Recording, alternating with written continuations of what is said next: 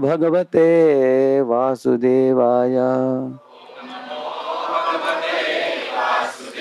नारायणं नमस्कृत्य नरं चैव नरोत्तमं देवीं सरस्वतीं व्यासं ततो जयमुदीरयेत्। नष्टप्रायेष्वभद्रेषु नित्यं भागवत सेवया भगवत्युत्तमश्लोके भक्तिर्भवति नैष्ठिकी। कृष्णाय वासुदेवाय देवकी नंदनाय च नंदगोपकुमाराय गोविंदाय नमो नमः। सम्मिलित हुए सब श्रद्धालु भक्तों को स्वागतम। This is the home of जय किशन प्रभु ओनली। जय किशन प्रभु, थैंक यू। जय किशन प्रभु इज गुड वाइफ नेम याचना शर्मा। जय किशन प्रभु याचना शर्मा को हम माता जी को हम धन्यवाद देते हैं। ये दोनों स्कूल चलाते हैं, बहुत बिजी लोग हैं। और इस ग्रेस हरिनाम प्रभु उनकी गुड वाइफ इनके ग्रुप में काउंसलिंग ग्रुप में ज्वाइन किया है और उनसे मार्गदर्शन लेते हैं और स्कूल के द्वारा अनेक बच्चों को संस्कार में जीवन दे रहे हैं। बहुत उत्तम सेवा है। और आज इनके यहाँ श्रीमद् भागवत दिव्य ग्रंथ को भगवान को उन्होंने स्वागत किया है। साथ साथ मैंने सुना और भी दो परिवार ले रहे हैं, सुना मैंने। और कौन है? उनका नाम क्या है? शुभन? नाम हाँ, राजा राम है। हाँ, हरे कृष्ण। हाँ, नेहा माता जी। और तीसरा हाँ, प्रीति साहू माता जी। तीनों ले रहे हैं आज भागवतम। तो हम भागवत के संबंध में कुछ विषय आपके साथ चर्चा करेंगे। हम लोग जिस दुनिया में रहते हैं, इधर हमको विविध तरह के समस्याओं को सामना करना पड़ता है। ऐसे ही एक समय जब एक नया नया नव विवाहित स्त्री देवकी अभी भी विवाह हुआ है, अपने पति के साथ रथ में बैठी है और उनका ही भाई कंस, उसने सोचा कि सारे दुनिया के लोगों को दिखा दूंगा मैं कितना प्रिय भाई हूँ, मैं खुद ही चलाऊंगा रथ। इस तरह बोलकर रथ चलाने लगा। कुछ ही क्षणों में एक आकाशवाणी हुआ, अरे मूर्ख कंस, देवकी के 8वां पुत्र तुम्हारे मृत्यु का कारण बनेगा। ऐसे उसने सुना। तत्क्षण उतर गया, हाथ में तलवार लेकर रथ के अंदर चढ़ गया और अपने ही बहन के बाल को पकड़कर वो गर्दन को काटने के लिए गया। ये कितना खतरनाक सीन है, ये भागवत के 10वें स्कंद में हम लोग पढ़ते हैं। तो मैंने इसी घटना को प्रस्तुत किया एक बहुत बड़े सभा में, जिसे लगभग 800 विद्यार्थी बैठे थे। मैंने उनको पूछा कि तुम्हारे विवाह के दिन ऐसे कुछ होगा तो तुम क्या करोगे, ऐसे मैंने पूछा। एक विद्यार्थी हाथ ऊपर किया, बोला उसने, प्रभु जी मैं उधर से भाग जाऊंगा। बोला उसने। क्यों भाग जाओगे? बोला कि फिर क्या प्रभु जी, ऐसे परिवार के साथ संबंध जोड़ना नहीं था, जो तलवार उठाते हैं अपने ही बहन को मारना चाहते हैं, गलत हो गया हमसे, इसलिए भाग जाऊंगा। बोला उसने। साथ साथ बोला कि पहले उसको मारेगा, बाद में मुझे मारेगा ना। तो मैंने बोला ये तो स्वार्थ हो गया, तुम अपने बारे में सोचते हो। अभी विवाह हो गया, तुम्हारा अग्नि वाला आया और बोला कि मैं पत्नी को सुरक्षा दूंगा। पत्नी को भी संभालना चाहिए, तुम्हारा कर्तव्य है। तो दूसरा लड़का हाथ ऊपर किया, वो बोला प्रभु जी मैं तलवार लेकर तुरंत कंस को मार दूंगा। ऐसे बोला उसने। मैंने बोला अरे कंस को कैसे मारोगे, सब लोग कंस के ही आदमी हैं उधर। तलवार उठाओगे तुरंत कंस के आदमी तुमको गिरफ्तार करेंगे और कंस मारेगा, पहले तुम्हारे बीवी को और बाद में तुमको भी मारेगा, दोनों मरेंगे आप। ये भी बुद्धिमता नहीं है। और कोई जवाब नहीं दे पाए उतने बड़े सभा में। सब लोग बोले प्रभु जी हमको आइडिया मिल ही नहीं रहा है। तलवार उठाएंगे तो उसको बोलते हैं फाइट, भाग जाओ तो फ्लाइट। फाइट फाइट और फ्लाइट दोनों काम नहीं कर रहा है। तो मैंने बच्चों को बोला अरे ये फाइट फ्लाइट का सिचुएशन सिर्फ वसुदेव के जीवन में नहीं है, हर इंसान को सामना करना पड़ता है। एक लड़की अपनी माँ अ, के साथ अनेक बार झगड़ा भी करती है। हम्म, ये हम लड़कियों की बात वो ही जानते हैं हम। अ, कुछ उदाहरण नहीं देना चाहेंगे, लेकिन मेरे तो 3 बहन है मेरे हैं, इसलिए हमने देखा है।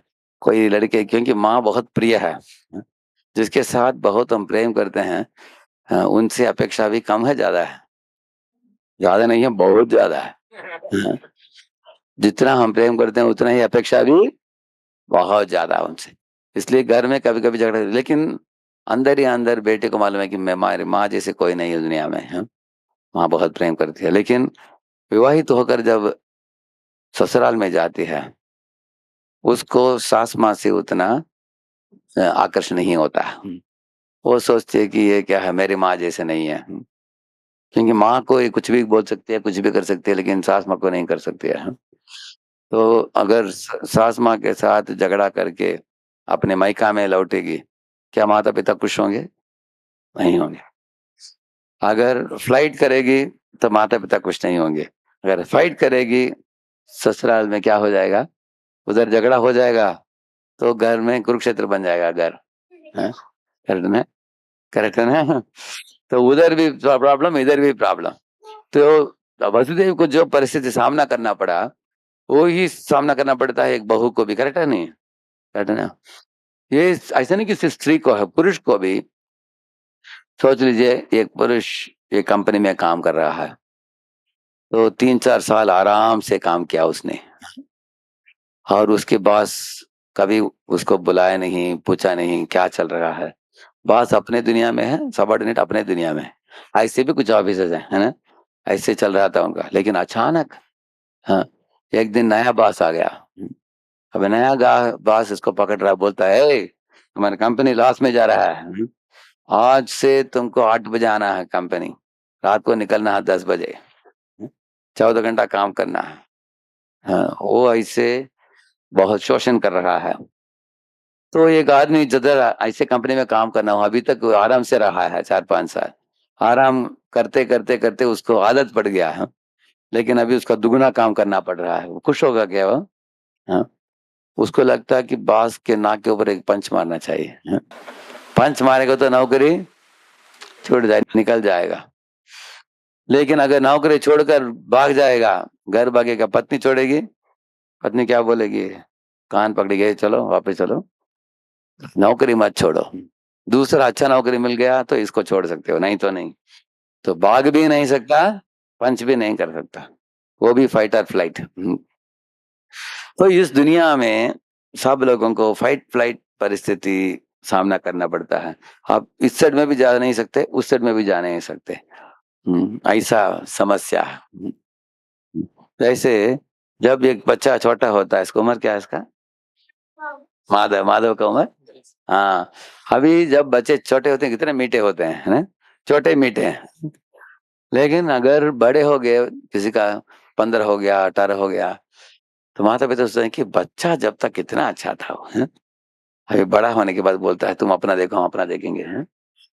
तो उससे नाराज हो जाएंगे, उससे भी प्रॉब्लम होता है। नहीं नाराज होंगे, उसको फ्रीडम देने में भी प्रॉब्लम है। हाँ, लड़की हो लड़का हो, है कि नहीं?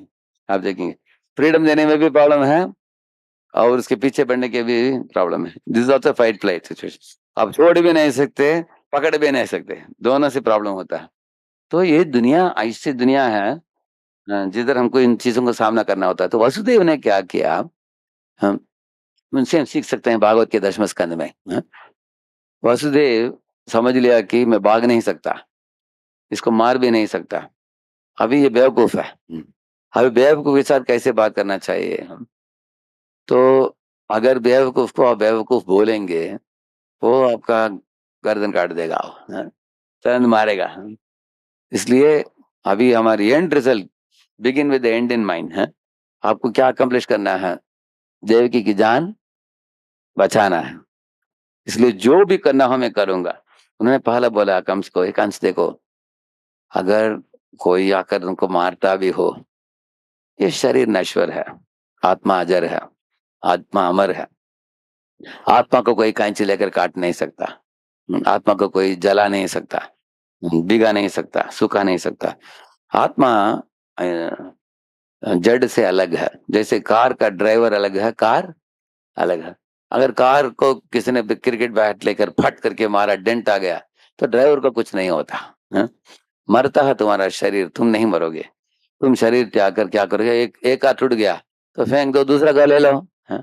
तुमको दूसरा गाड़ी मिल जाएगा। उन्होंने एक उदाहरण दिया, एक पत्ते से दूसरे पत्ते में लांगने वाली एक कैटरपिलर होता है ना, ये कीड़ा, वो क्या करता है, एक पत्ता को छोड़ देता है, दूसरा पत्ता पकड़ लेता हो। इस तरह अगर तुमको शरीर मरना है, आज नहीं तो कल सब लोगों का शरीर मरने ही वाला है। इसलिए तुमको चिंता क्यों? तुम चिंता मत करो। अगर चिंतित होकर तुम बहन को मारोगे, तुम्हारा बदनाम हो जाएगा, इज्जत की बात है। ऐसे उन्होंने बोला। इज्जत की बात करेंगे तो हो सकता है कम से कम थोड़ा अकल आ जाएगा, क्योंकि ऐसे लोग बहुत अहंकारी होते हैं और इज्जत को बहुत मानते हैं। करेक्ट है? ऐसे सोचा उन्होंने।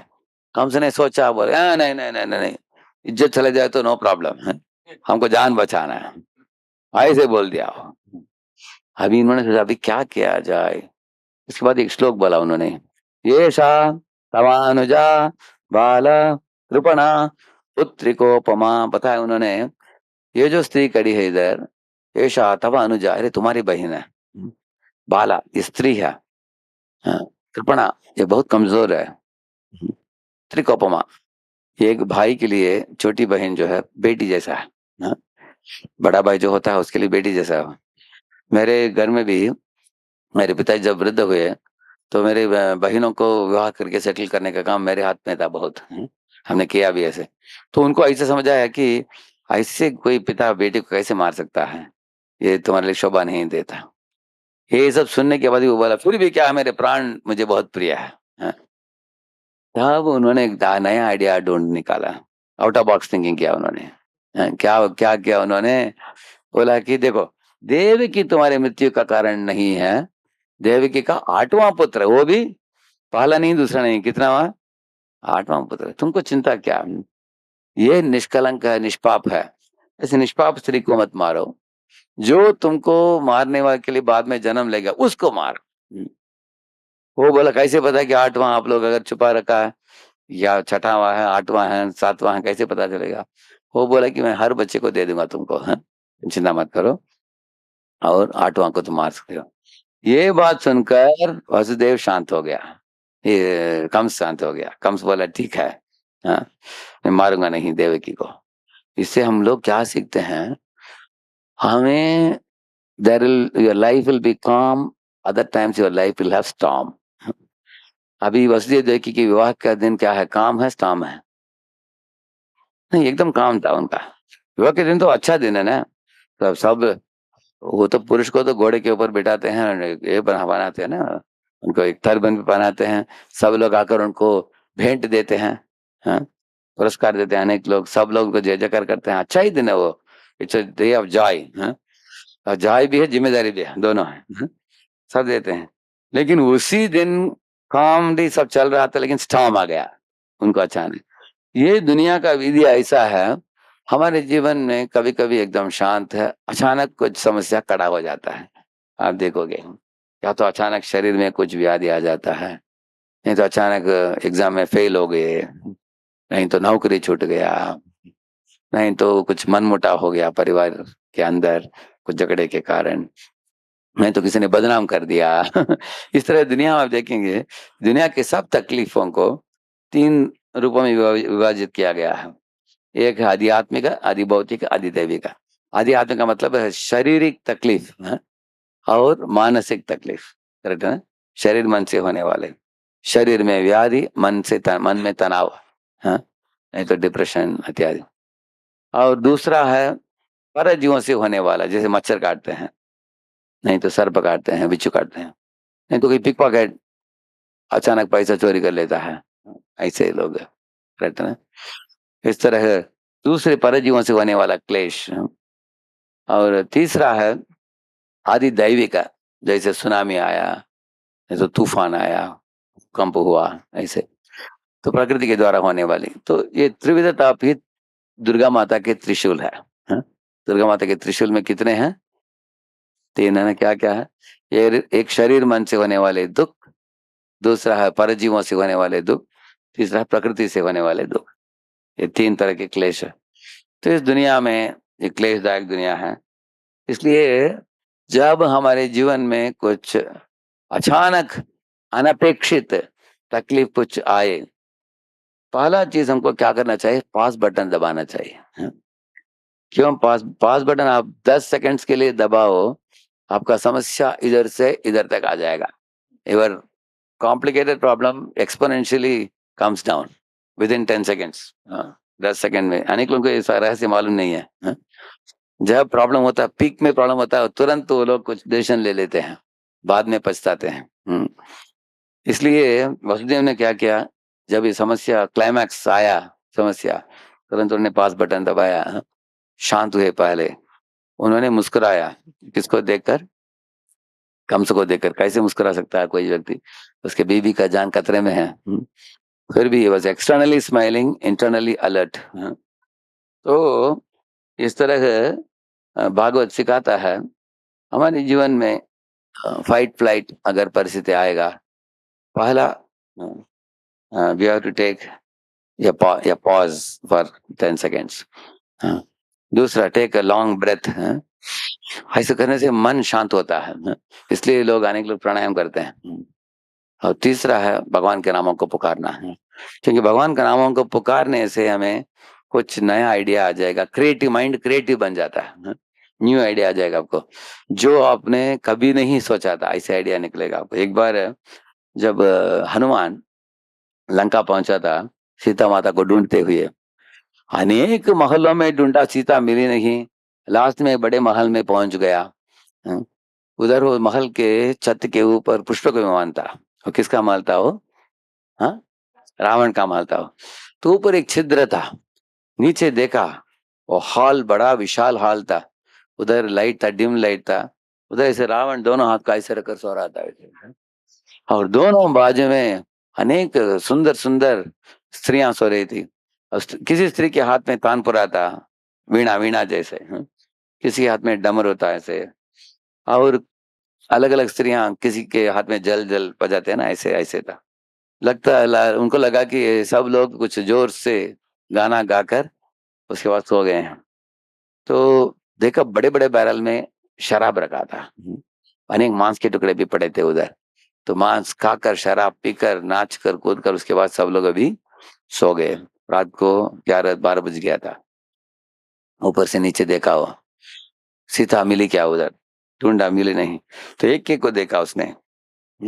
और अंत में एक स्त्री थी, वो अलग सोई थी। वो अलग बेड में, एक राउंड टेबल था, एक बेड था, उसमें सोई थी। एकदम डिसेंट दिख रही थी वो। तो खुश हो गया हनुमान, ये जरूर सीता होनी चाहिए, क्योंकि सीता सबके साथ नहीं सोएगी, वो अलग सोई है। बाद में वो उसको पता चल गया वो सीता नहीं थी, वो मंडोदरी थी वो। तो तो ऊपर पहुंच गया वापस। अभी हनुमान भी रोने लगा वो, हताश होकर। सोचा कि सीता को ढूंढ ढूंढ कर सब महलों में ढूंढ लिया, कहीं नहीं मिल रही है वो। मैं वापस जाकर राम को बता सकता हूँ कि सीता मिली नहीं? ऐसे कुछ बैड न्यूज दूंगा, तो प्रभु रामचंद्र तत्क्षण अपने प्राण छोड़ देंगे। तो लक्ष्मण भी प्राण छोड़ देंगे, सुग्रीव भी छोड़ देगा, सब मानव मर जाएंगे, तो मैं भी मर जाऊंगा। ऐसे वो एक तरह का नेगेटिव डाउनवर्ड स्पाइरल में, उनका नेगेटिविटी में चला गया उनका मन। ये बहुत खतरनाक चीज है। आधुनिक दुनिया में अनेक लोग, उनका विचारधारा ऐसे होता है। They have negative thought process. तो उस समय क्या करना चाहिए? उन्होंने तुरंत प्रभु का नाम लिया। तो नाम गाते गाते, श्री राम जय राम जय जय राम, श्री राम जय राम जय जय राम, श्री राम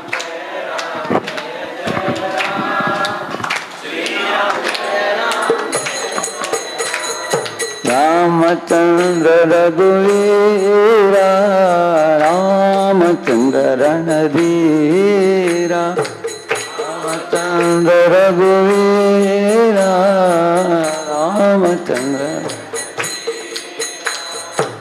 रामचंद्र मम बंधु, रामचंद्र जय सिंधु, रामचंद्र मम बंधु, रामचंद्र जय, रामचंद्र रघुरामा, रामचंद्र परंदाम, रामचंद्र रघु,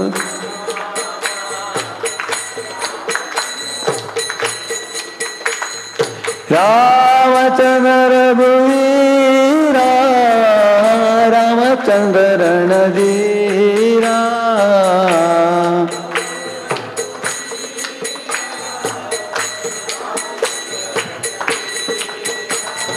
श्री राम जय राम जय जय राम, श्री राम जय राम जय जय राम, श्री राम जय,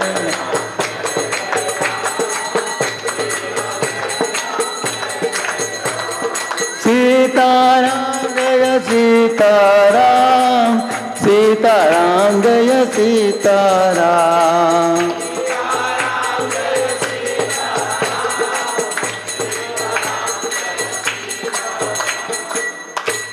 वैसे हनुमान कीर्तन में मग्न हो गए। तो बहुत आश्चर्य की बात है, ऐसे जब कीर्तन में मग्न हो गए उनके चित्त में एक तरह का प्रसन्नता आ गई। कीर्तन जीवात्मा को पोषण देता है, हाँ?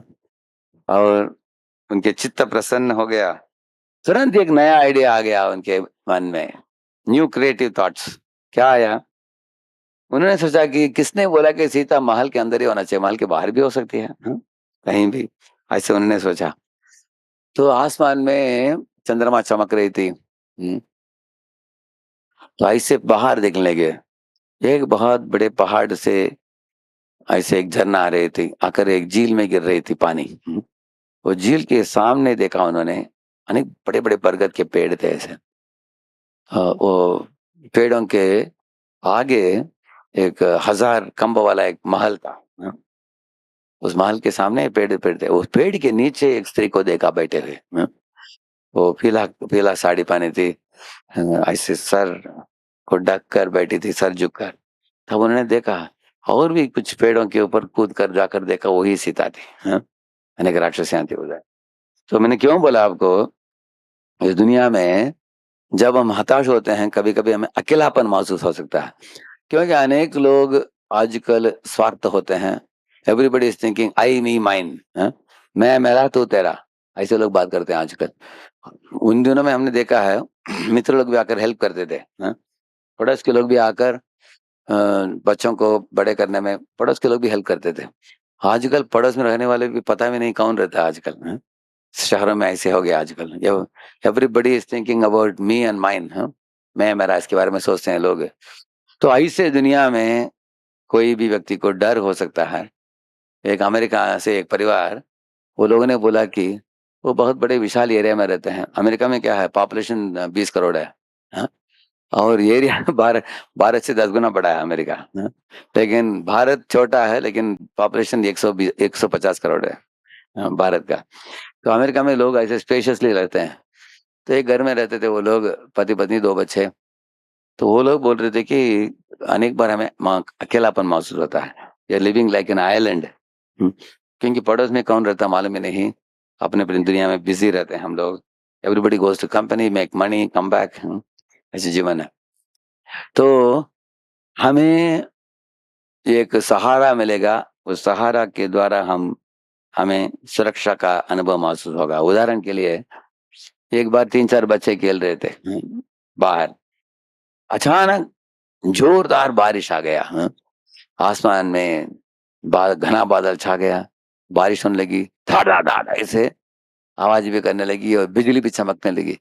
सब बच्चे अपने अपने घर भाग गए, लेकिन एक 4 वयस का बच्चा था, छोटा, उसको मालूम नहीं था कि घर कैसे जाना है। तो माँ आकर छोड़ कर गई थी, लेकिन अभी खेल रहा था वो सड़क में बैठ कर रो रहा था, ऐसे रो रहा था ऐसे, और माँ देखा कि इतना बारिश आ गई, तुरंत भागती हुई आई, बच्चे को उठा कर लेकर गई वो, लेकिन मैंने उसी बच्चे को देखा 1 हफ्ते के बाद, वो अपने पिता के गोद में बैठा था। तो खिड़की में बैठे थे वो लोग, और खिड़की से देखा, बाहर बारिश हो रहा था, बिजली चमक रहा था। अभी वो मुस्कुरा रहा था, पापा देखो बिजली कैसे चमक रहा है, दिखा रहा था। तो मैंने बोला, अरे वो ही बिजली को देखकर रो रहा था उस दिन, 1 हफ्ते पहले, अभी वो हंस रहा है। कारण क्या है? कारण क्या है? हाँ, पापा के गोद में बैठा है, इसलिए डर नहीं है उसको। इस तरह हनुमान को जब भगवान के नामों का आश्रय लेकर भगवान के उपस्थिति में जब आया हनुमान नाम लेकर, तो तुरंत उनको आइडिया भी मिल गई, प्रसन्नता प्राप्त किया उन्होंने। तो वसुदेव भगवान कृष्ण के ही पिता हैं, वसुदेव। तो भगवान ऐसे भक्तों को आइडिया देते हैं, if you face a fight flight situation, आपको क्या करना चाहिए, हैं? इस परिस्थिति में शांत कैसे रखना, हैं? कैसे भगवान के नामों का आश्रय लेना, और कैसे उस परिस्थिति को जीते आगे बढ़ना। तो और आजकल की दुनिया में अनेक लोग आपको पूछेंगे, आपको देखते हैं, how do you look, how are your looks, क्या आप खूबसूरत हो, बदसूरत हो, किस तरह के कपड़े पहने हो, आपका क्या डिग्री प्राप्त किए हो, कितना कमाते हो, तो ये सब प्रश्न जब लोग पूछते हैं, अनेक लोग डरते हैं। क्यों डरते हैं? वो सब चीजों में कोई टॉप क्लास नहीं हो सकता। हाँ, तो people are asking, all people, most of the people nowadays, if you see like that. Therefore, we say that modern day society means it's all about human doings, not human being. What have you done? कितना कमाते हो, कितना CGPA मिला, क्या तुम engineer doctor है, क्या है तुम, तीसरा नहीं हो सकते हैं। तो इस तरह आजकल की दुनिया में, और तुलना का दुनिया है। तो तुलना का दुनिया में रहते हो, इसलिए अगर कोई आपको तुलना करके, कभी कभी माता पिता बोलते हैं बच्चे को, "है, देखो उसको फर्स्ट रैंक मिला, तुम्हारा 10वां रैंक मिला है, देखो चलो उसके पास जाकर सीखो", तो बच्चा जोर से रोएगा। क्योंकि किसी बच्चे को तुलना करके बोलना अच्छा नहीं लगता। इसी तरह एक स्त्री दूसरी स्त्री से तुलना करती है, पुरुष पुरुष से तुलना करते हैं। हाँ, अगर कोई पुरुष है, वो कमाता है 4 लाख पर एनम कमाता है, उसकी बीवी बोलती, देखो तुम्हारे कजिन ब्रदर देखो 8 लाख कमा रहा है साल में, तुम 4 कमा रहे हो। तो तुरंत उसको एक करंट जाता है उसके स्पाइन में, तो उसको, क्योंकि पति को अप्रिसिएशन चाहिए, और पत्नी को सेंसिटिव डीलिंग चाहिए पति से, और बच्चों को फ्रीडम चाहिए, हैं? तो इसलिए एक्चुअली अत्रि अनसुईया, अनसुईया बोलती है सीता को, जब तुम्हारे पति राजा होगा, तुम उसके बाजू में बैठकर तुम रानी हो जाओगी। करेक्ट है ना? जब तुम्हारा पति जंगल जाएगा, तुम भी उसके अर्धांगिनी है, इसलिए तुमको भी जंगल जाना चाहिए। If your husband is prospering, you also prosper. तो husband is poverty stricken, you also be poverty stricken. वो अच्छे कपड़े पहना है, अच्छे कपड़े पहनो। वो जंगल में वनवासी बनकर रहना है उसको 12-14 साल, तुम भी वलकल पहनकर, सरल कपड़े पहनकर रहो। तो ये धर्म है, ऐसे वो सिखाती है ऐसे। तो इसलिए ये तुलना जब लोग करते हैं, तो हमारा टेंशन बहुत बढ़ता है। आजकल सोशल मीडिया में लोग तुलना करते हैं, आपने कुछ डाला, देखते हैं कितना आपको लाइक्स मिला, 21 लाइक्स मिला, आपके फ्रेंड को 2000 मिल गया लाइक्स, तो आपको चेहरा छोटा हो जाता है। क्या है, हमने डाला कोई नहीं देख रहा है। कभी कभी लोग बूस्ट रील करते हैं, बूस्ट करो, बूस्ट बूस्ट करने के लिए पैसा भी देकर बूस्ट करते हैं उसको, है? क्या क्या करते हैं लोग ऐसे। तो एक इसी तरह भागवत में एक तुलना का एक कथा आता है। ये करा जाता, उसके 2 रानियां थी, सुनीति और सुरुचि। सुनीति बड़ी रानी थी और सुरुचि छोटी रानी थी। इधर प्रोजेक्टर नहीं है, नहीं तो एक छोटा वीडियो दिखा सकता था मैं। है क्या इधर स्क्रीन है? वो स्क्रीन काम करता है?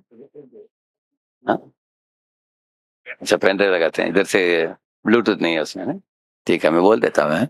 देखिए, ये सुनीति जो है, उसके नाम से आपको पता चलेगा नीति का मतलब क्या है। वो नैतिक थी वो।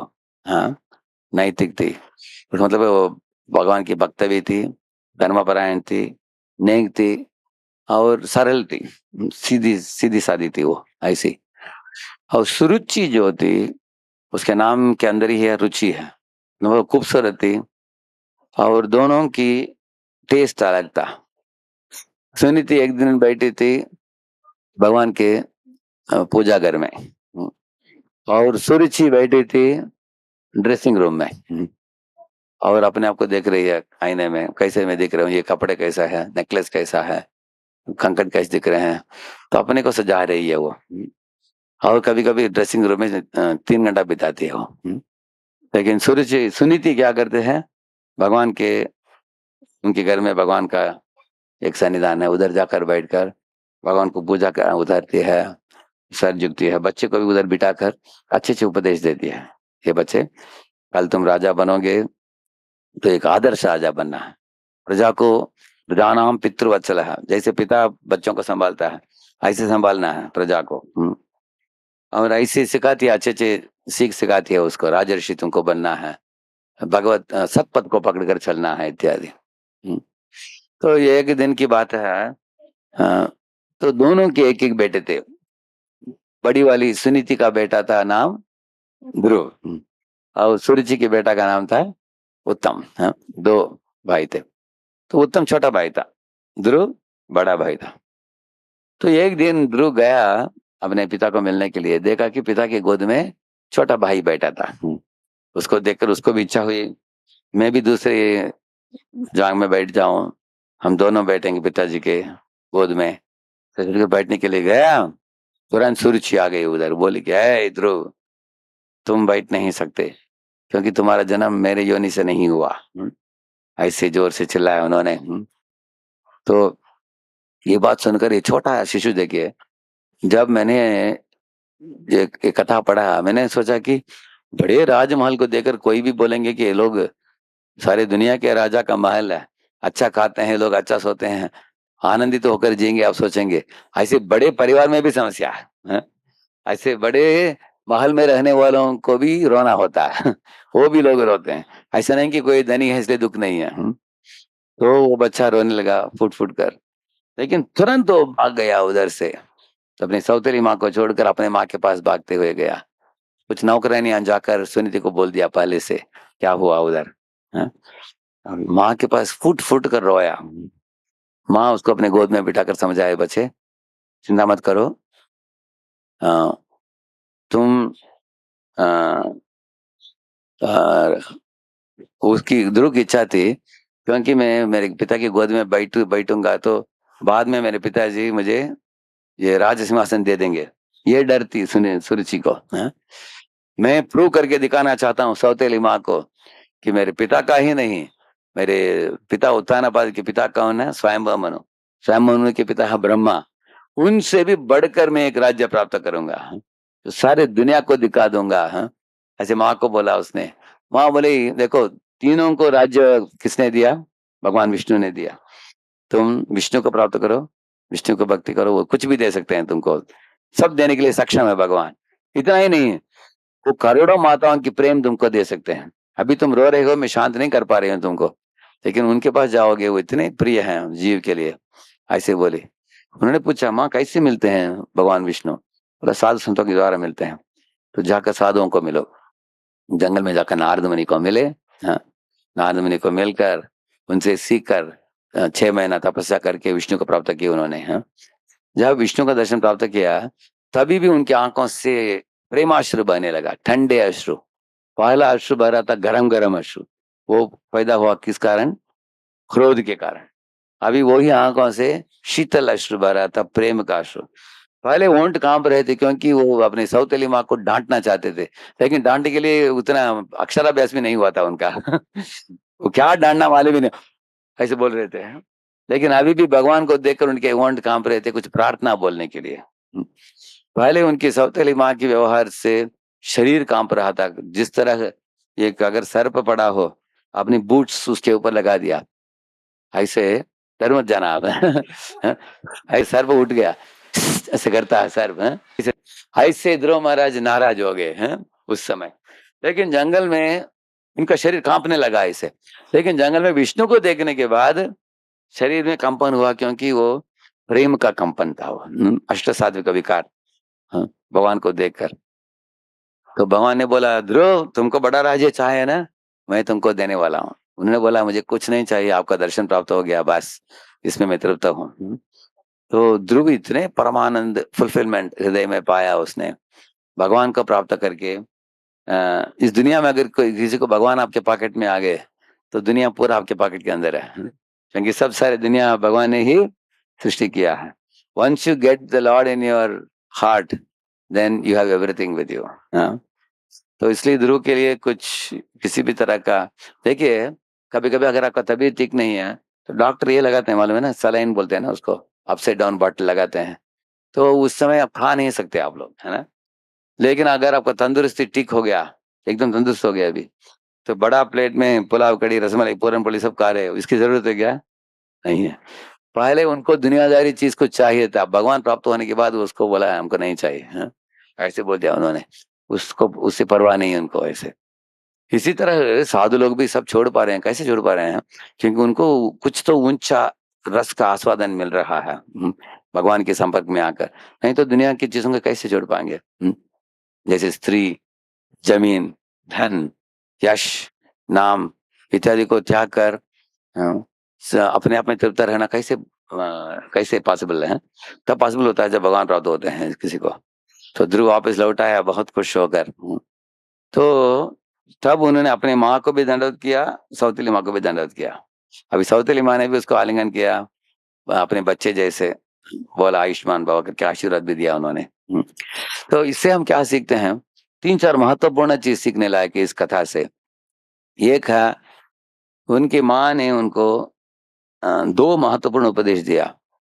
उन माँ ने बोला कि बच्चे तुम रो रहे हो, एक ओर, दूसरी ओर तुम्हारे हृदय में घृणा है, किसकी ओर? सौतेली माँ की ओर, क्योंकि उन्होंने कुछ बुरा बोल दिया तुमको। किसी भी जीव के लिए घृणास्पद भावना मन में मत रखो। ये पहला चीज सिखाया उन्होंने। अशुभ भावना कभी मत रखो। अशुभ भावना रखने से नुकसान तुमको है, उनको नहीं है। एक बार जब हम ऐसे ही छोटे बच्चे थे, इनके ही उम्र के, स्कूल में गए, टीचर ने बोला कि तुमको जिन जिन फ्रेंड्स के साथ झगड़ा हो, तुमको घृणा होता हो, उतना टमाटर लाओ कल, ऐसे बोला। तो हाँ, मैंने 4 लाया, कोई 8 लाया, एक मित्र था मेरा 15 लाया उसने। हाँ, इतने झगड़ा था उसका क्लास में। हमारे क्लास में 40 लोग, उसमें 15 लोग कैसा झगड़ा उसका। हाँ, सब लोग लाए, सब बैग पैक में लाए, टीचर को देने वाले थे कैरी बैग। टीचर बोले आज नहीं, रखो, मैं जब मांगूंगी तब देना। तो 3 दिन हुआ, 4 दिन हुआ, सड़ने लगा वो। हाँ? सब बच्चे चिल्लाने लगे, टीचर ले लीजिए, नहीं तो सड़ रहा है, बास आ रहा है। तो ऐसे बोलकर 5 दिन के बाद टीचर ने बोला निकालो अभी। सब लोगों ने निकाला, इतना बास आ रहा था।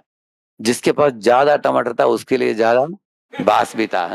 स- स- तो टीचर बोला इसलिए जितना तुम घृणा रखते हो, तो उतना तुम्हारा हृदय से बास निकलेगा। हाँ? ऐसे बोली वो, इसलिए घृणा को छोड़ दो। ऐसे बोला। तो इस तरह से उनके माँ भी यही बोला, घृणास्पद भावना को छोड़ दो। न क्रोधो न मात्सर्यो न लोभो न शुभा मति भवन्ति कृत पुण्यानाम भक्तानाम पुरुषोत्तमे। अच्छा, पुरुषोत्तम भक्त क्या करते हैं? किसी भी जीव से अनावश्यक क्रोधित नहीं होते हैं, लोभी नहीं होते हैं, मत्सरता नहीं, मत्सरता का मतलब है दूसरों की उत्कर्ष देखकर जलते नहीं है। हाँ, और अशुभ मति नहीं रखते हैं किसी के लिए। They don't harbour any malice for any living entities. हाँ, तो माँ ने यही बात बोला। दूसरों खुद के प्रगति के बारे में सोचो, दूसरों के टांग मत खींचो। 2 चीज से कहा उन्होंने। You think about your progress, don't pull others legs. ये अच्छा चीज सिखाया उनके माँ ने। ठीक है, मेरे खुद की प्रगति के बारे में कैसे सोचना? विष्णु की भक्ति करो, भगवान देने के लिए सक्षम है सब कुछ। इस दुनिया में तुमको कोई मोटर कार चाहिए, मोटर कार दे देंगे। तुमको एग्जाम में पास चाहिए, वो दे देंगे। तुम बड़ा मकान बनाना, दे देंगे। तुमको स्वर्गवास चाहिए, दे देंगे। तुमको मोक्ष चाहिए, दे देंगे। तुमको भगवान की सेवा चाहिए, वो भी दे देंगे। तुमको सिद्धियां चाहिए, वो दे सकते हैं। क्या नहीं दे सकते भगवान? हाँ, सब कुछ उनके पास है। इसलिए माँ ने बोला उनके चिंतन करोगे बच्चे, तुम्हारा भविष्य बड़ा उज्जवल है। तुम उनको भूलकर घृणास्पद भावना के साथ अपने सौतेली माँ के बातों के ऊपर ध्यान दोगे, तुमको अधोगति प्राप्त होगा। तो ये महत्वपूर्ण सीख है। आजकल भी अनेक लोग कंपैरिजन करते हैं। कंपैरिजन करना मूर्खता है, क्योंकि एक एक बार जंगल में एक स्कूल चालू किया। हाँ, उस स्कूल में बंदर जो है उसको ए ग्रेड मिला, किसमें? ट्री क्लाइंबिंग में। और स्विमिंग में उसको एफ ग्रेड मिला उसको। हाँ? और मछली को ए ग्रेड किसमें मिला? स्विमिंग में। और उसको एफ ग्रेड किसमें मिला? ट्री क्लाइंबिंग में। लेकिन एक खरगोश था, वो बोला मैं कुछ ना कुछ करके ट्री क्लाइंबिंग में अच्छा मार्क लाऊंगा। ऐसे बोलकर वो ट्री क्लाइंबिंग किया, उसको ब्रेन हैमरेज हो गया उसको। हाँ, अपसाइड डाउन गिर गया वो। हाँ, इस तरह हम लोगों के अंदर भगवान ने अलग अलग क्षमता दी है। दूसरों के साथ हमें तुलना नहीं करना चाहिए। हर एक का क्षमता अलग है। Don't compare your self with others. तो ये बात भगवान गीता में भी सिखाते हैं, भागवत में हम पढ़ते हैं। जो लोग समझ गए कि हमारे एक शरीर में एक एक आत्मा है, और उस आत्मा का आत्मा के पास भगवान ने अलग अलग कला दिया है। कोई अच्छा गा सकते हैं, हाँ? कोई अच्छा बोल सकते हैं, कोई अच्छा सजा सकते हैं भगवान को। इस तरह you can think of 8 type of intelligences. जो I will tell you 8 things you can not. IBM smile. IBM smile. I for intrapersonal, कुछ लोग लोगों के साथ अच्छा डीलिंग कर सकते हैं। B फॉर बॉडीली काइनेस्थेटिक, का मतलब है स्पोर्ट्स में अच्छे हैं कुछ लोग। इधर कितने लोग आप इंटरपर्सनल डीलिंग करते हैं, उसका मतलब है दूसरों के साथ मिलजुल कर बात करने में आपको मजा है उसमें। कितने लोग हैं? लगभग 8-10 लोग हैं। दूसरा है बॉडी काइनेस्थेटिक, मतलब है स्पोर्ट्स में कितने लोग ऐसे हैं? हाँ, देयर आर 5-6। और एम फॉर म्यूजिकल, कितने लोगों को म्यूजिक आता है? गाते हो नहीं तो इंस्ट्रूमेंट बजाते हो गया, 1-2। हाँ। और यस फॉर स्पेशल विजुअल, कितने लोगों को पेंटिंग और फोटोग्राफी आता है? हाँ। और M stands for mathematical logical, कितने लोगों को गणित बहुत फेवरेट है? राइट ना। और I फॉर इंट्रा पर्सनल मतलब फिलोसॉफिकल। इन लोगों को एक कमरे में छोड़ दो और 100 किताब दे दो, लाख दो 1 साल के लिए इनको, और खिड़की से प्रसाद दे दो। हाँ, और ये लोग 1 साल भी बैठेंगे वो किताब के साथ। ऐसे कितने लोग हैं इधर? हाँ, कुछ लोग हैं ऐसे इंट्रा पर्सनल। और L फॉर लिंग्विस्टिक, कितने लोगों को 3 भाषा से ज्यादा मालूम है किसी को? या अनेक लोग हैं। लिंग्विस्टिक, ये लोग आसानी से सीख लेते हैं भाषाएं। और लास्ट में ये इको फ्रेंडली एंड एनवायरमेंटल। कितने लोगों को बहुत इंटरेस्ट है कि एनवायरमेंटल प्रोटेक्शन होनी चाहिए? You like to make everything eco friendly. ऐसे तो आप देखेंगे इसमें से भगवान ने आपको एक टैलेंट दिया है। एक नहीं तो 2 नहीं तो 3 भी दिया है, तो उसके ऊपर ध्यान दो और आपका साहस बढ़ जाएगा। Your confidence will increase and you will not feel timid, you will not feel weak. ये भगवान का ही बेंट है आपको। अगर आप इसको भगवान की सेवा में लगा सकते हो तो बहुत अच्छी बात है, प्रगति करोगे भक्ति में भी आप। तो ध्रुव की माता जो थी वो भक्तिमान थी, उसने बच्चे को सही मार्गदर्शन दिया, बच्चे सही पथ पकड़ कर चला, और बहुत यशस्वी हो गया Dhruv. The very meaning of the word Dhruv means determination. वो डिटर्मिनेशन के साथ माँ के और गुरु नारद के उपदेश को पालन किया उसने, बेटा ना। तो इस तरह है भागवत में अनेक कथा है। अभी मैंने आपको 2 चीज बताया, मैंने वसुदेव की कथा बताया मैंने, और ध्रुव की कथा बताया। इसी तरह प्रहलाद का चरित्र है इसमें। और समुद्र मंथन की लीला है, मत्स्य कुर्म वराह नरसिंह की कथा है, लक्ष्मी नारायण की, सीताराम की, राधा कृष्ण की कथा है, वृंदावन की, मथुरा की, द्वारका की, अयोध्या की कथाएं हैं इसमें। लेकिन ये सब का मूल और आधार क्या है? भगवान, भक्त और भक्ति। ये तीनों शाश्वत है। भगवान भी शाश्वत है, हम शाश्वत हैं, हमारे बीच में जो प्रेम है भगवान और जीव के बीच में, ये भी शाश्वत है। तो इन कथाओं के द्वारा भागवत पढ़ने वालों को एक बहुत बड़ा वरदान प्राप्त होता है। ये भागवत कैसे दूसरे पुराणों से अलग है मैं आपको बताऊंगा। एक बार ब्रह्मा जी एक तराजू लेकर सब वेद पुराण उपनिषद इत्यादि को एक साइड रखा, एक बाजू में, दूसरी साइड भागवतम को रखा। भागवतम तरफ भारी था, सब हल्का हो गया। तो सब देवताओं ने पूछा कि ऐसा क्या है भागवत के अंदर कि ऐसे भागवत में इतना भारी है भागवत? तो मैंने पूछा एक प्रवचन में, लोग बोले कि प्रभु जी भागवतम 18 वाली मैंने इसलिए भारी हो गया बोल रहे थे। हाँ, ऐसा नहीं, बाकी सब वेद पुराण उपनिषद विकटित करोगे तो वो तो सैकड़ों वॉल्यूम्स होगा ना। इसका बाहरी का मतलब बाहरी सिर्फ वेट में, वजन में नहीं, इसके ये जो सारांश है भागवत का वो बाहर है। उसमें क्या है मैं बताऊंगा आपको। अगर कोई अरोड़ा जेल में कोई चोर हो, उसके रिश्तेदार आते हैं, पूछते हैं कैसे हो, ठीक हो क्या? वो तो ठंडी बज रहा है, उनको एक ब्लैंकेट दे दिया उसको। एक हफ्ते के बाद आकर पूछो ठीक हो क्या? मच्छर काट रहा है, ठीक है, मच्छरदानी दे दिया उसको। एक हफ्ते के बाद पूछो ठीक हो क्या? बोलते क्या है, इधर राइस डाल देते हैं, सब्जी नहीं है, ठीक है सब्जी अटैच कर दो, हाँ सब्जी दो। तो अगर आप ऐसे कोई रिश्ता होगा आपका जो आकर थोड़ा थोड़ा आपको जेल के अंदर ही सुख सुविधा प्रदान कर रहा है, लेकिन दूसरा व्यक्ति है जो आपको जेल से बाहर निकाल सकता है, दोनों में से श्रेष्ठ कौन है? हाँ, तो भागवत वो काम करता है। भागवत हमको इस दुनिया से वो दुनिया लेकर जाएगा, भगवान के पास। लेकिन बाकी पुराण आपको बताएंगे, अगर आपको तबीयत ठीक नहीं है, सूर्य के पास जाओ। पढ़ाई चाहिए, सरस्वती के पास जाओ। धन दौलत चाहिए, लक्ष्मी के पास जाओ। हाँ? कुछ विवाह नहीं हो रहा है, कुछ लोग कात्यायनी के पास, दुर्गा के पास जाकर स्त्रियां प्रार्थना करती हैं। अगर पुरुष को स्त्री नहीं मिल रही है तो शिव जी से प्रार्थना करते हैं, इस तरह। तो इस तरह अलग अलग लोग अलग अलग देवता के पास जाते हैं, वो लोग इस दुनिया के अंदर ही आपको कुछ दे सकते हैं। और आपको पुनरागमन होगा आपका। आत्मा जब एक शरीर छोड़ता है, दूसरा शरीर अपनाता है, दूसरा छोड़ता है, तीसरा। जैसे एक छोटा बच्चा पहले ट्राईसाइकिल चलाता था, ऐसे छोटे उम्र में, थोड़ा बड़े होने के बाद क्या करेगा वो? बाईसाइकिल चलाएगा, उसके बाद स्कूटर चलाएगा, उसके बाद कार चलाएगा, है ना।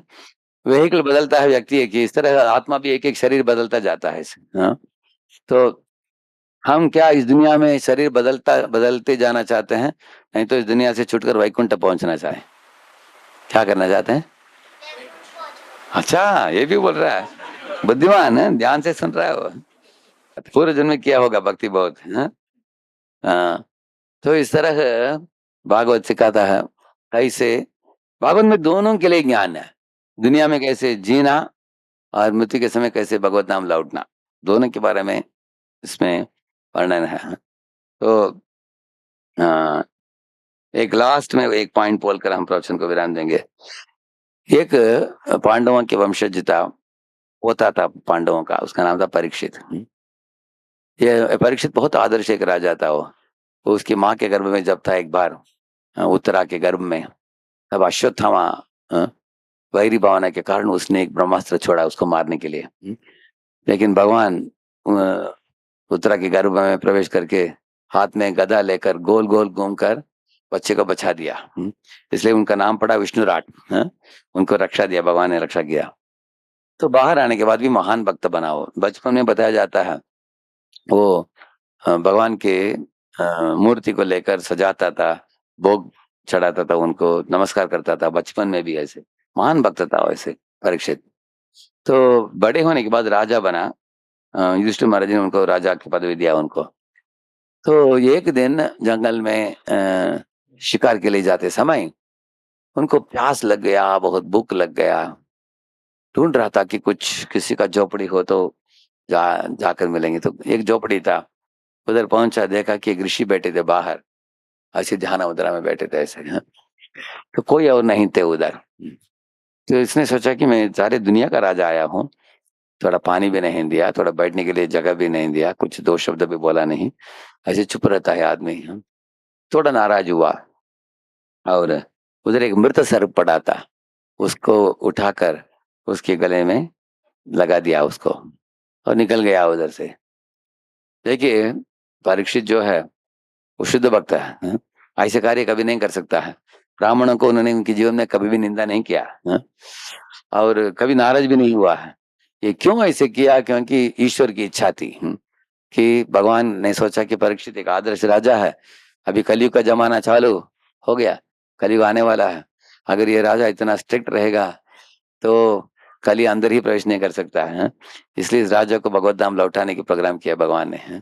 इसको लौटा दिया जाए और इसके द्वारा भागवत को इस दुनिया में लाया जाए, ये भगवान का योजना था।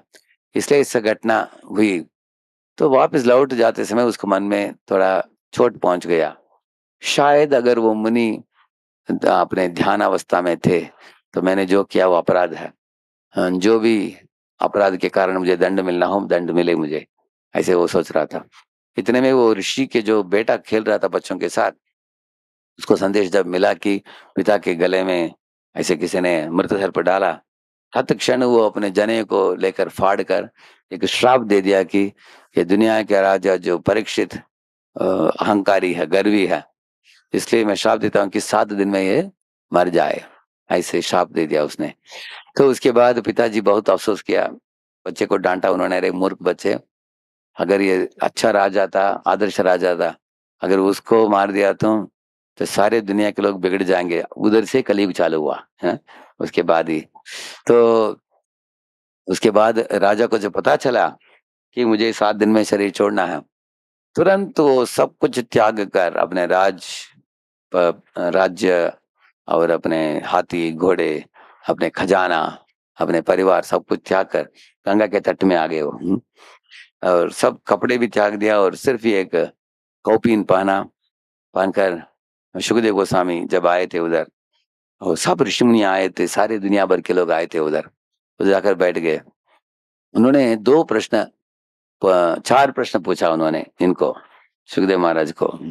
अतः पृच्छामि संसिद्धिं योगिनां परमं गुरुं पुरुषस्येह यत् कार्यं म्रियमाणस्य सर्वदा। उन्होंने पूछा कि अगर कोई इंसान मरने वाला हो 7 दिन में, उसके लिए कर्तव्य क्या है? पहला। दूसरा है साधारण जनता के लिए धर्म क्या है?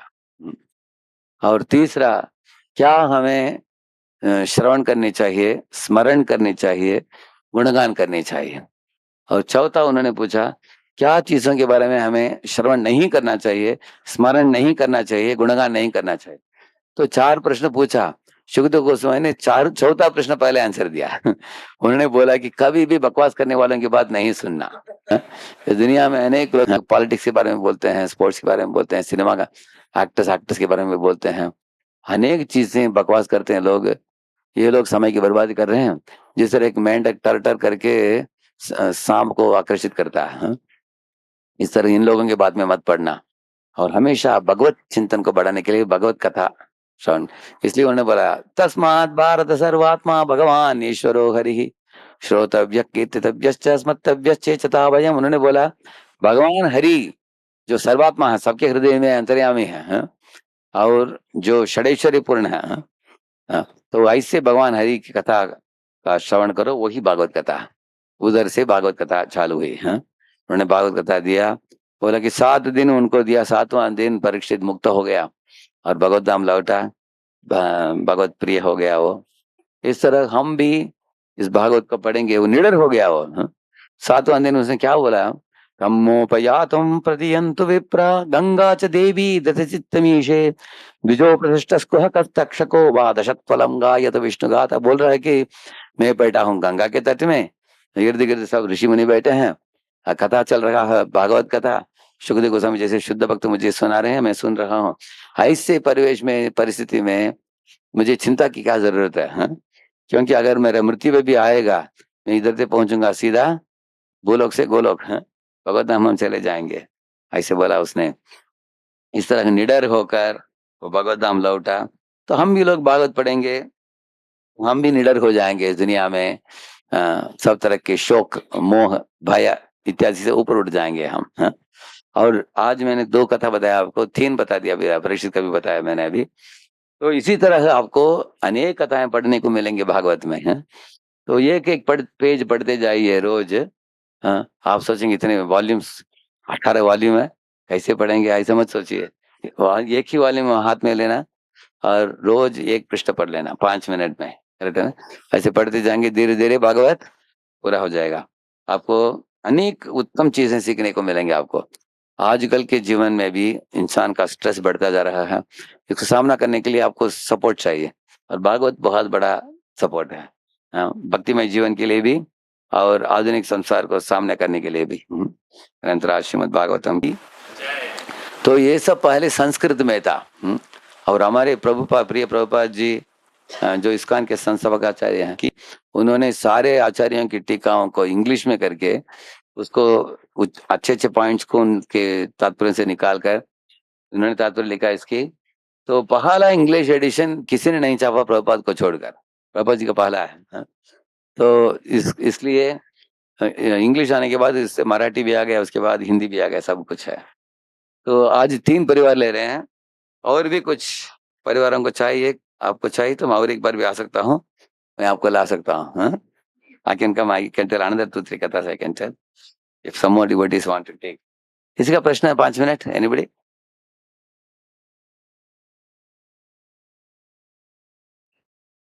तो जो जिनको एक पॉइंट याद है क्लास से, वो भी बोल सकते हैं। They can recollect one point from the class, एक उदाहरण नहीं तो एक कॉन्सेप्ट, कुछ आपको अच्छा लगा, आपने ध्यान से सुना, वो भी आप बोल सकते हैं। माइक दीजिए। ये एक प्रभु जी, एक माता जी, ऐसे अल्टरनेटली बोलेंगे, ठीक है? कौन प्रभु जी? पहले इसको पूछ लेंगे, इसको क्या याद है? बुद्धिमान। इसका नाम क्या है? माधव। माधव का क्या? वो मैं मुझे ये याद है कि जो कंस है ना, उसे अपनी अपनी जान से प्यार हाँ, याद है उसको, उसका जान सबसे ज्यादा प्यार था उसको। हरि बोल। तो इसलिए साथी बना हुआ।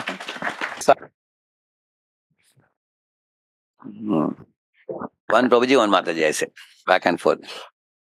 हाँ, उधर माते हाथ ऊपर किया। जोर से बोल सकती हैं माता आप? माइक नहीं जाएगा। अच्छा, हाँ, ये माइक ले सकते।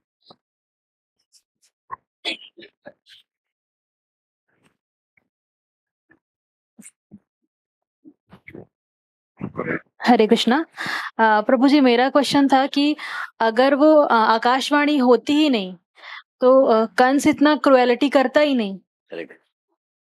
तो मतलब किसी को ये प्रेरित क्यों करना कि वो मतलब ऐसा करे? अगर उसको भविष्यवाणी पता ही नहीं चलती तो वो नॉर्मली अपनी बहन के साथ हैप्पीली रहता। देखिए, आकाशवाणी एक देवता ने किया। देवता लोगों का चिंता था कि ये क्रूर कंस है जो है, अगर अभी इसका मृत्यु जल्दी नहीं होगा, इसका लंबा आयु होगा, उतना लंबा क्रूर एक्टिविटीज करता रहेगा वो। हाँ, इसलिए असुर जल्दी मरना अच्छा है, लेट मरना अच्छा है। अगर असुर अगर 30-40 साल में मर गया, वो अच्छा है, नहीं तो 120 साल तक रहता, वो अच्छा है। हाँ, इसलिए उनके मृत्यु को जल्दी लाने के लिए देवताओं ने ऊपर से आकाशवाणी किया, राइट है ना? लेकिन एक महत्वपूर्ण बात है, परिस्थिति कितना भी खराब हो, जिनके पास दैवी संपत्ति है, वो लोग गलत काम नहीं करेंगे। उदाहरण के लिए भी रावण ने अपने सब मिनिस्टर्स को पूछा, आपका मत क्या है? सब लोगों ने हाँ में हाँ मिला दिया, लेकिन विभीषण ने मना किया। बोला कि भैया, आपने अग्नि को पेट में बांध कर रखा है, इसको वापस लौटाना अच्छा है, आपके लिए अच्छा है। सीता को वापस लौटा देना, नहीं तो ये सीता जला देगी आपको। ये बात सुनकर नाराज हो गया रावण। उसने बोला कि उसको लात मारा उन्होंने, विभीषण को बोला कि मेरे सब मिनिस्टर मान रहे हैं, तुम क्यों नहीं मान रहे हो? तो तुमको पदवी से भी निकाल दूंगा, तुमको धन दौलत कुछ नहीं दूंगा, तुम्हारे महल से भी तुमको निकाल दूंगा, इधर से खाली हाथ निकल चलो। तो सब छोड़ कर गया। तो देखिए, जब विभीषण अपने राज पदवी और मान सम्मान, धन दौलत सब कुछ छोड़कर राम की पक्ष में जा रहा है वो, लेकिन उसको मालूम ही नहीं था कि राम स्वीकारेंगे कि नहीं। He was not even aware. फिर भी वो ऐसे उनको साहस था कि राम के चरित्र के ऊपर उनको विश्वास था, तो चले गए वो। तो इस तरह कठिन परिस्थिति में भी भक्त लोग गलत पथ को नहीं पकड़ेंगे। हाँ, लेकिन असुर जो होता है वो हमेशा अपने इंद्रिय तर्पण की ओर ध्यान देता है।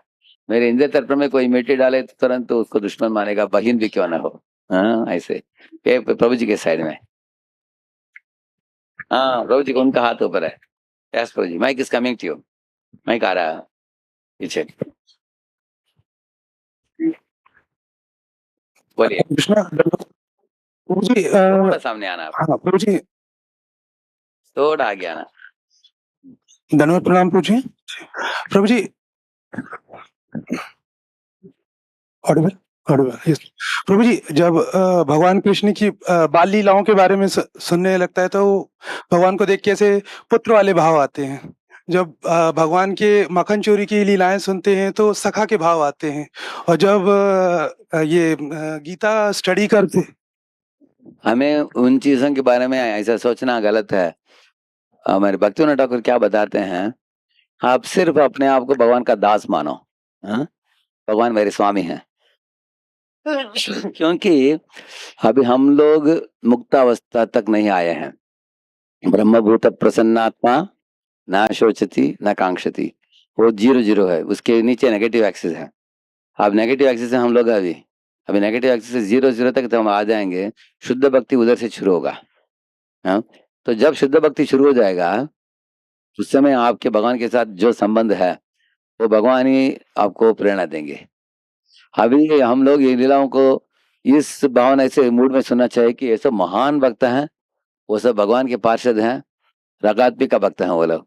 हम लोग हाथ जोड़कर उनकी पूजना चाहिए। लेकिन हमारा रिश्ता एक ही है भगवान के साथ, भगवान स्वामी हैं और हम उनके, बस ठीक है ना।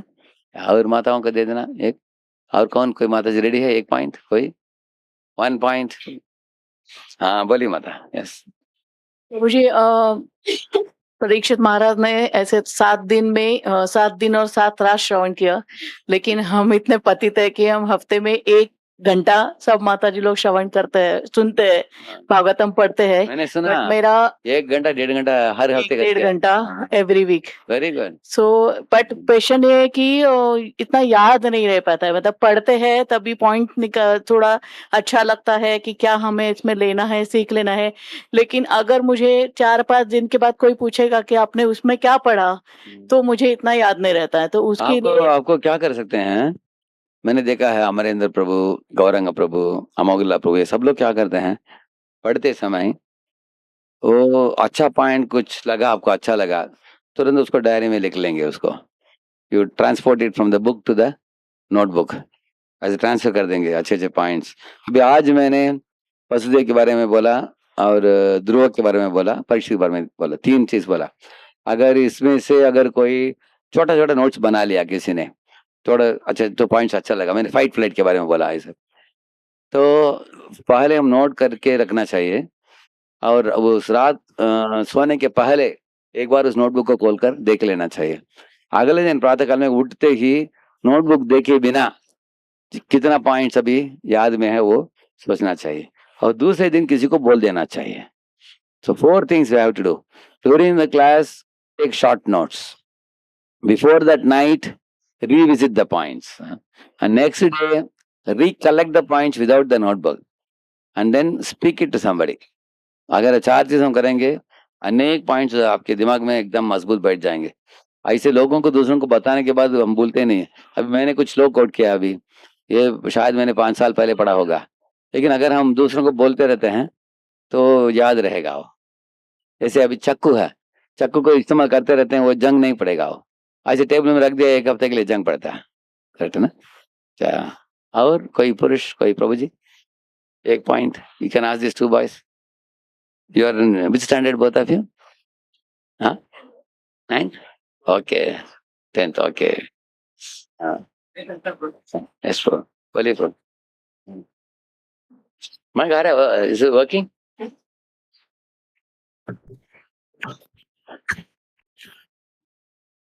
नहीं आ रहा क्या? नहीं बोलना।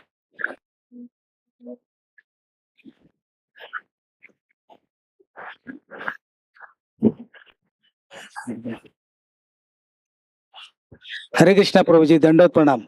प्रभु जी, एक मेरा प्रश्न ऐसा है, किसी के मनुष्य या स्त्री के ये पूरे आयुष्य के अंदर दुख ही दुख रहता है, और उसके जो काम जो है वो बनते, इसमें भी हम भक्ति के इसमें भी जाए तो भक्ति से हमको खींचा होता है, लगाव करने जाते हैं तो कब खींचा होता है, और हमने जब करने के बाद वो जो पतित जो उसका है, उसका जो कर्म है, जो अनिष्ट जो कर्म है, वो किस तरह से कम होगा और किस तरह से उसके काम बन सकते हैं?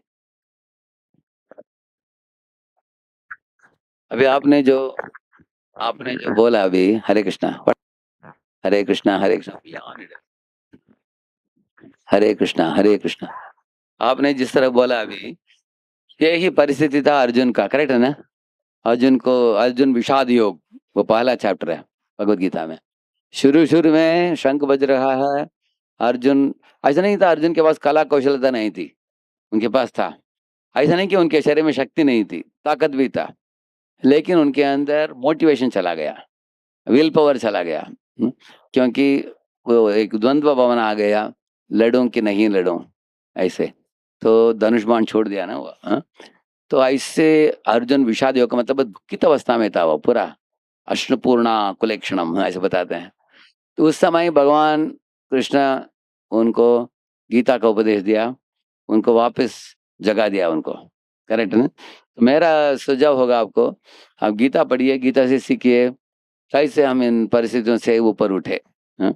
हमारी चेतना को, भावना को उठे। दूसरा हरिनाम का जप। अभी मैंने इनका उदाहरण दिया हनुमान का, है ना? हनुमान जब हतोत्साहित हुए, क्या किया उन्होंने? क्या किया? हाँ भगवान, हाँ राम नाम किया उन्होंने, करेक्ट है ना? तब उनको out of box thinking idea मिल गया, उनको क्रिएटिव आइडिया मिल गया। तो नाम ले सकते हैं, गीता पढ़ सकते हैं, इस तरह भक्तों के संग में आ सकते हैं। तो इस तरह धीरे धीरे आपको तकलीफ होने के बावजूद भी तकलीफों को झेलने की शक्ति मिल जाएगा आपको, ठीक है ना? या एनीवन लास्ट माता जी?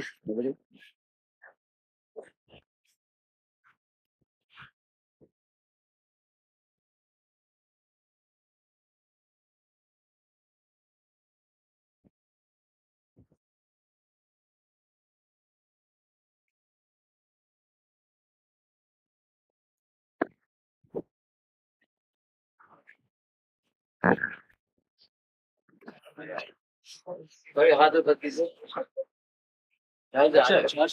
चार्ज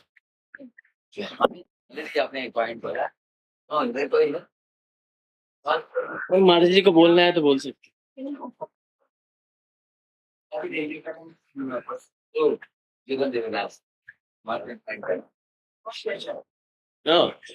आप एक क्वेश्चन पूछो, क्वेश्चन रिलेटेड टू क्लास।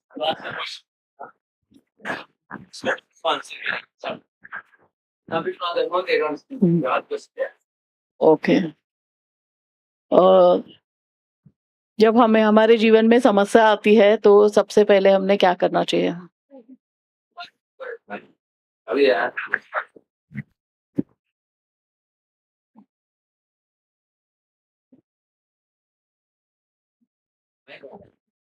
प्रभु का नाम स्मरण।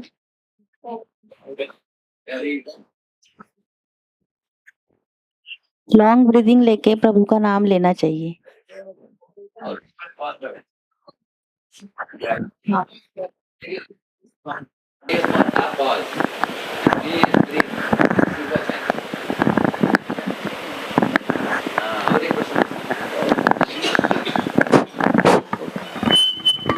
जब ध्रुव महाराज की माँ ने उनको दो उपदेश क्या दिया? हाँ, ध्रुव महाराज की माँ ने उनको दो उपदेश क्या दिया? हाँ, उनको किसी से घृणा नहीं रखनी चाहिए। और एक पॉइंट बोला नाम स्मरण भी है। बोला अगर तुम्हें कुछ भी मांगना है तो भगवान से मांगो, भगवान सब कुछ दे सकते हैं।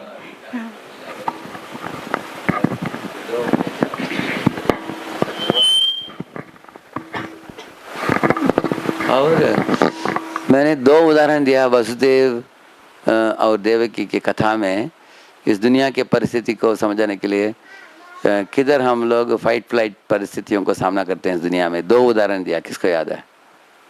I gave two examples to illustrate that fight flight situation is not only in Vasudev's life but even in our real life also. किसी को याद है? आपको याद है? मत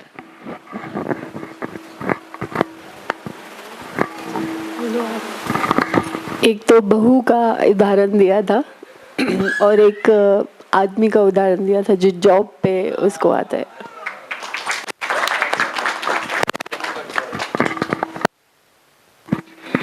तो वो भी समझ गए आप, हाँ? तो हम फाइट भी काम नहीं करता, फ्लाइट भी काम नहीं करता, तो हमें क्या करना चाहिए ऐसे परिस्थिति में? उसके लिए मैंने ये भी बोला है, या pause and breathe and chant and pray to Lord for guidance.